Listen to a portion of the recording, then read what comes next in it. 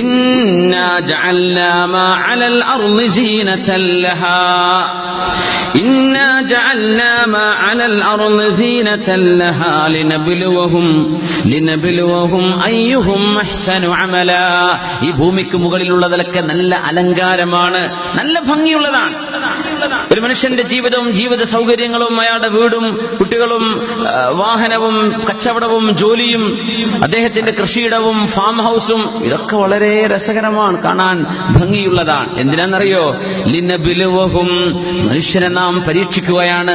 അയ്യുഹും അഹ്സനു അമല, ഇവിടെ ആരാണ് ഏറ്റവും നല്ല കർമ്മം ചെയ്യുന്നത്? ഈ ലോകത്ത് വന്നത് ഒരല്പകാലത്തേക്കുള്ള ജീവിതമാണ്. ഇവിടെ നമ്മൾ വന്നിവിടെ തിരിച്ചു പോവേണ്ടവരാണ്. എത്ര മുതലാളിമാർ നമ്മുടെ മുമ്പ് കഴിഞ്ഞുപോയി, എന്താ ബാക്കിയുള്ളത്? എത്രയോ വലിയ വലിയ മുതലാളിമാർ, വലിയ വലിയ ഭരണാധികാരികൾ മരിച്ചുപോയില്ലേ? എന്തേ ഇപ്പൊ കൊണ്ടുപോയത്? നമ്മളും പോകും, നമ്മുടെ കാലശേഷം വേറെ കുറെ ആൾക്കാർ വരും, അവർ നമ്മളെപ്പറ്റി പറയും കഴിഞ്ഞ നൂറ്റാണ്ടിലെ വല്ല ആൾക്കാരും ബാക്കിയുണ്ടോ എന്നൊക്കെ ചോദിക്കും. നമ്മളെപ്പോഴേക്കും മണ്ണിലായിരിക്കും. എന്താ ഒന്നും കൊണ്ടുപോകില്ല. ഇതിനു വേണ്ടിയാണ് മനുഷ്യൻ തമ്മിൽ തല്ലുന്നത്, ഇതിനു വേണ്ടിയാണ് കൊലപാതകം ഉണ്ടാവുന്നത്.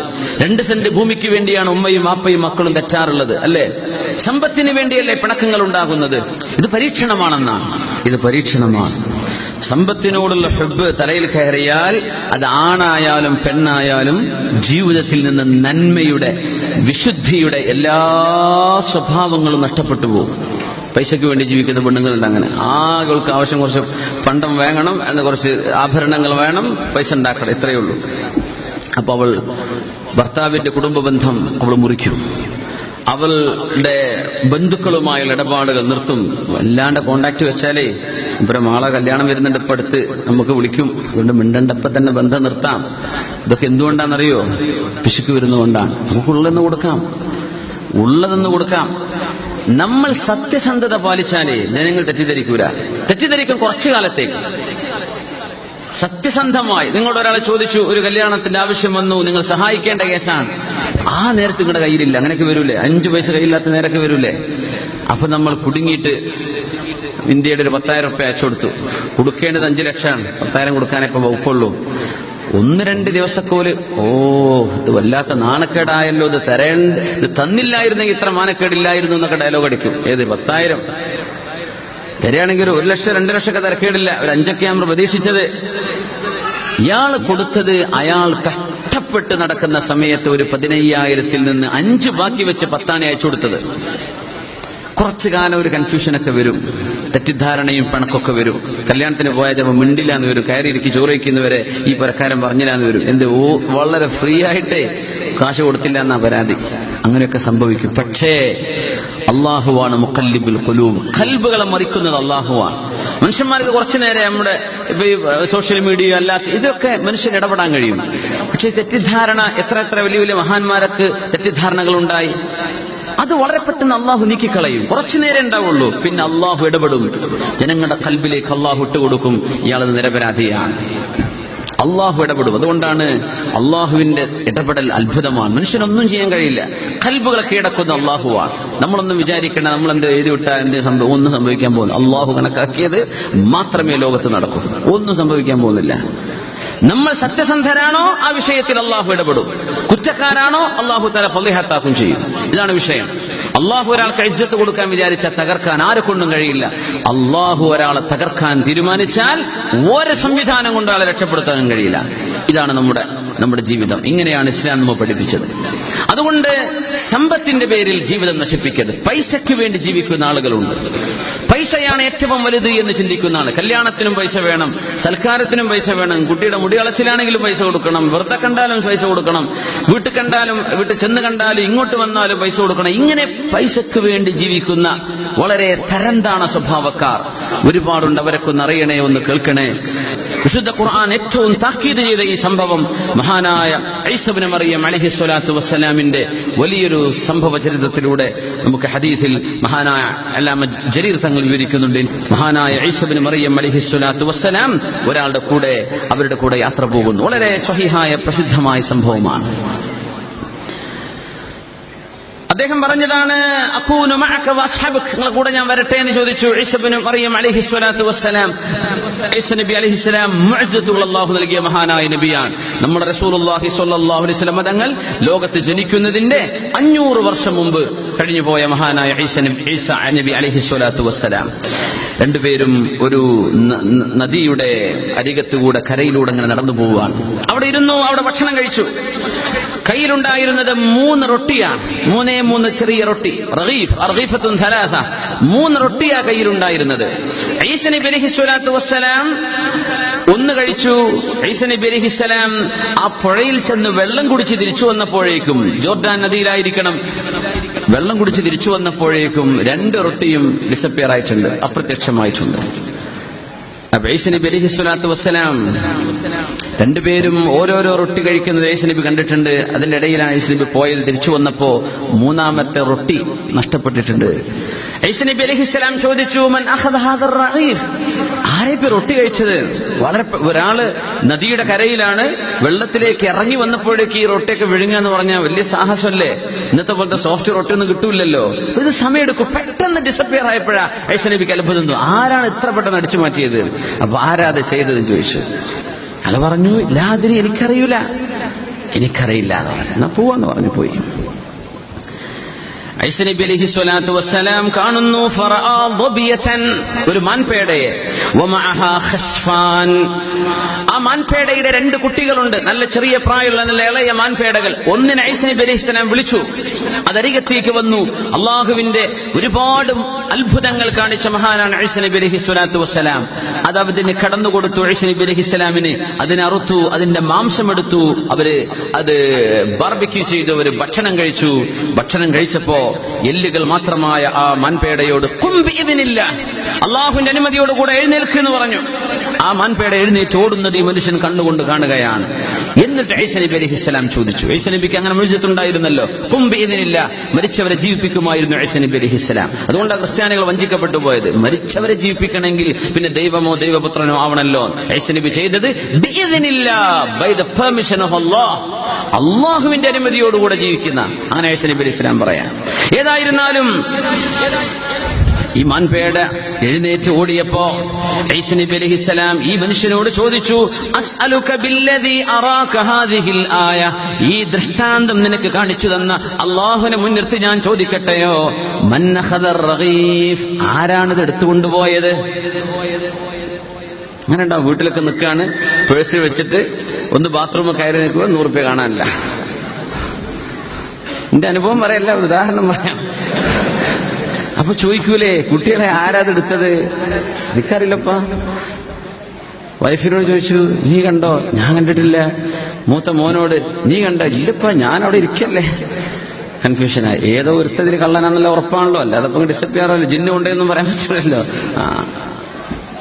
ഈസ നബി ചോദിച്ചു, നിന്റെ കൺമുമ്പിൽ ജീവനില്ലാത്ത മാൻപേടയുടെ എല്ലുകൾക്ക് മാംസം കൊടുത്ത് എഴുന്നേൽപ്പിച്ച് നടത്തിയ അള്ളാഹു ഉണ്ടല്ലോ, ആ റബ്ബിനെ മുൻനിർത്തി ഞാൻ ചോദിക്കട്ടെ, ആരാണിത് ചെയ്തത്? ലാതിരി, എനിക്കറിയൂല. ഇങ്ങനെ ഉണ്ടാവും വലിയ കള്ളന്മാര്, എന്ത് തെളിവ്?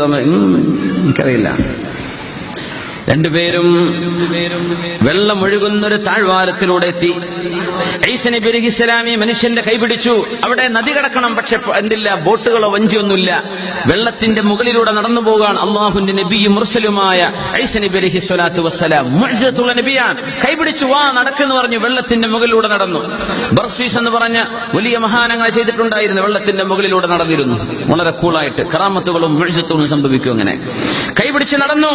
അക്കരെ ഈസ നബി ചോദിച്ചു, അസ്അലുക ബില്ലദീ അറാക ഹാദിഹിൽ ആയ, ഇങ്ങനെ ഒരു ദൃഷ്ടാന്തം കാണിച്ചു തന്ന അള്ളാഹുവിനെ മുൻനിർത്തി ചോദിക്കട്ടെ, ആരാണ് ആ റൊട്ടി തിന്നത്? ആരാണിത് എടുത്തത്? ലാതിരി, എനിക്കറിയൂല. ഈസ നബി അലൈഹിസ്സലാത്തു വസ്സലാം അവിടെ ഇരുന്നു. ചെറിയൊരു മരുഭൂമിയുണ്ട്, മണലുകളുള്ളൊരു പ്രദേശം. അവിടെ ഇരുന്നിട്ട് അള്ളാഹുവിന്റെ റൂഹുല്ലാഹി ഈസ നബി അലൈഹിസ്സലാം കുറച്ച് മണൽ കൂമ്പാരമെടുത്തു, മണൽ കൂനയാക്കി വെച്ചു. അത് 3 എണ്ണമാക്കി മാറ്റി വെച്ചു. 3 ചെറിയ ഹീപ്പ് ഓഫ് സാൻഡ്സ് 3 എണ്ണമാക്കി വെച്ചു. എന്നിട്ട് ഈസാ നബി അലൈഹിസ്സലാം പറഞ്ഞു, കുൻ ദഹബൻ ബിഇദ്നില്ലാഹ്, അല്ലാഹുവിന്റെ സമ്മതത്തോടുകൂടെ സ്വർണമായി മാറട്ടെ. നോക്കുമ്പോ 3 മണൽക്കൂനകൾ തിളങ്ങുന്നു. യാ അല്ലാഹ്, 916 സ്വർണ്ണാഭരണങ്ങൾ പോലെ സ്വർണ്ണ കൂമ്പാരം, 3 സ്വർണത്തിന്റെ തരിമണികൾ.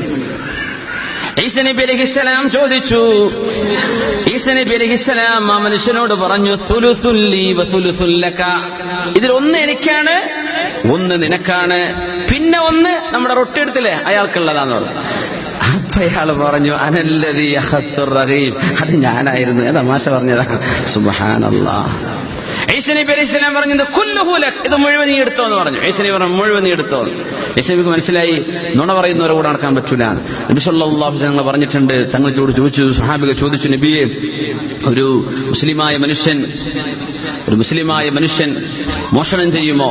സംഭവിച്ചേക്കാം. ഒരു മുസ്ലിമായ മനുഷ്യൻ വ്യഭിചാരം പോലെയുള്ള തോന്നിവാസന സംഭവിച്ചേക്കുമോ? ചില സന്ദർഭങ്ങൾ കടിമപ്പെട്ട് ചെയ്തേക്കാം.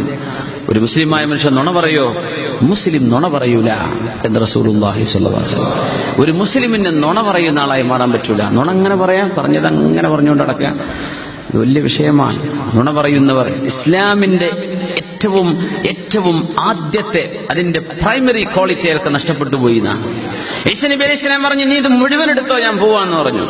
ഈസാ നബി അലൈഹി സ്വലാം അവിടെ തിരിച്ചു പോരുന്നു. അള്ളാഹു വിഷയത്തിലേക്ക് ഇടപെടുകയാണ്.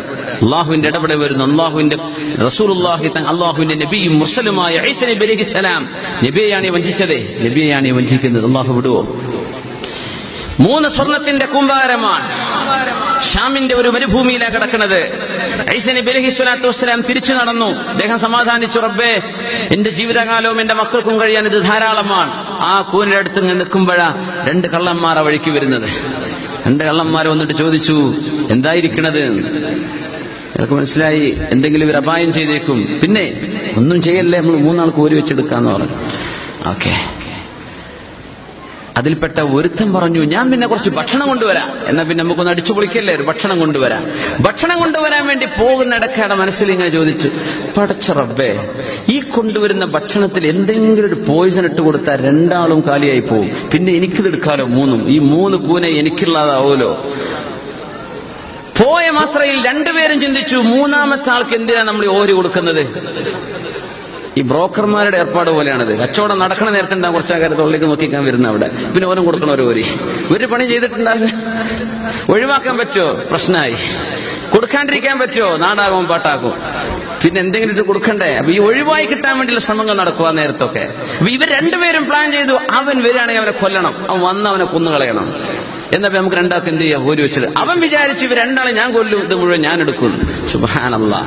ഭക്ഷണേറ്റ് വന്നു, ഭക്ഷണമൊക്കെ താഴെ വെച്ചപ്പോ 2 പേര് ഇവനെ പിടിച്ച് കയറി പിടിച്ചു, ഇവനെ ശ്വാസം മുട്ടിച്ചു കൊന്നു. കൊന്നിട്ട് റാഹത്തായിട്ട് ഭക്ഷണം 2 പേരെടുത്ത് കഴിക്കുകയും ചെയ്തു. സുബ്ഹാനല്ലാഹ്. ഈ ഭക്ഷണത്തിൽ വിഷം കലർത്തി വെച്ചതാണ് ഈ കൊണ്ടുവന്നത്. സ്വർണ്ണക്കൂന മാത്രം ബാക്കിയായി 3 ആളും മരിക്കുകയാണ് ഉണ്ടായത്. ആദ്യത്തെ ആൾക്കും കിട്ടിയില്ല, 2ാമത്തെ ആൾക്കും കിട്ടിയില്ല. 2 പേരും വിചാരിച്ചു, ഞാൻ ഇത് ചെയ്യാം. നമ്മുടെ ബിസിനസ്സുകളിൽ, നമ്മുടെ തുടങ്ങുന്ന എന്റർപ്രൈസുകളിലൊക്കെ ഇങ്ങനെയൊക്കെ സംഭവിക്കാറില്ലേ?